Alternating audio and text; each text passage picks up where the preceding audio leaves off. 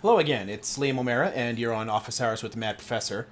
I wanted just to speak for a few minutes about virtue and virtue signaling. Because when I decided to start gathering all of my philosophy videos into a single section on here, why do you suppose I called it virtue signaling? I mean, there are two reasons. First, and simply, because virtue signaling isn't a real thing. Or at least, it isn't a real thing in the same way that voter fraud isn't a real thing. I mean, sure, they both happen, but they're quite rare and don't cause any material harm. Fraud can't tip an American election, and virtue signaling can't hurt you. But regardless of its intentions, it can help you, and that gets to the other reason. You see, any human society, from the dawn of the Homo genus more than 2 million years ago to ours right here, depends upon certain social psychological forces. We need, for example, models of how to behave and shame for when we fail. And that's where virtue comes in. There are many approaches to ethical philosophy, but they all have a singular purpose: to teach one how best to live. Virtue is the cultivation of humanity, of benevolence and charity and kindness. Virtue teaches us to be good for goodness sake, as the old Christmas song put it. And in doing so, we encourage not only ourselves, but others around us. For an ethical society to function, we need people modeling virtuous behavior, and we need to take it in and be guided by it. When someone complains of virtue signaling, they aren't really talking about the sincerity of the person, although I'll come back to that in a moment. What they're doing is reacting instinctively to shut out something which makes them feel bad. Seeing virtuous behavior in others reminds such people of their own moral shortcomings, as it's supposed to do for all of us. Consider how little principle or honesty most seem even to want in public figures these days. I mean, how many self-identified Christians are there in Congress, do you think? Now, how many could have stood up publicly after 9/11 and said that no reprisals were warranted and that we should, as Christ argued, love our enemies and turn the other cheek? And worse, how would such a person be treated by the media and society at large? How many Christians are in the country as a whole? How many of those do you suppose would have responded well to such a declaration from an official? I suspect that a lot of them would have called this person unpatriotic and hounded them out of office. And why? Because unconsciously, it would remind them of how unchristlike are their own actions and beliefs. We can hold particular moral principles, or at least have accepted or claim to believe in them, but our ability to act upon them varies tremendously, and most of us do not live up to our own ideals.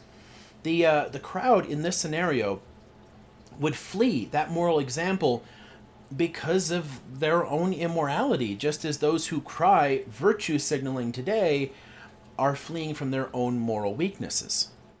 Now, as to the supposed explanation for this, which I see so often from the right, that it's not the behavior to which they object, but what they assume are fraudulent motives, I call bullshit on that. Because such an argument makes about as much sense as claims that, one doesn't oppose immigration, only so-called illegal immigration. What someone's doing there is latching onto a particular label, an excuse, and onto that, what they feel are an effective rationalization for what's actually an instinctive revulsion, something they're trying to keep out. As a claimed motive, virtue signaling makes less sense than, homeopathy or astrology or tinfoil beanies to block out the mind control rays. Insert whatever you want here, because it is an inherently unfalsifiable claim. It's based entirely on belief rather than on reason or evidence.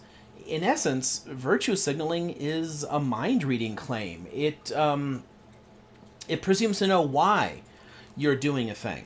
And worse, it assumes that your motives are dishonest and meant as a shallow way to get attention for yourself. When someone posts photos of working a soup kitchen, they're acting in a way which helps society.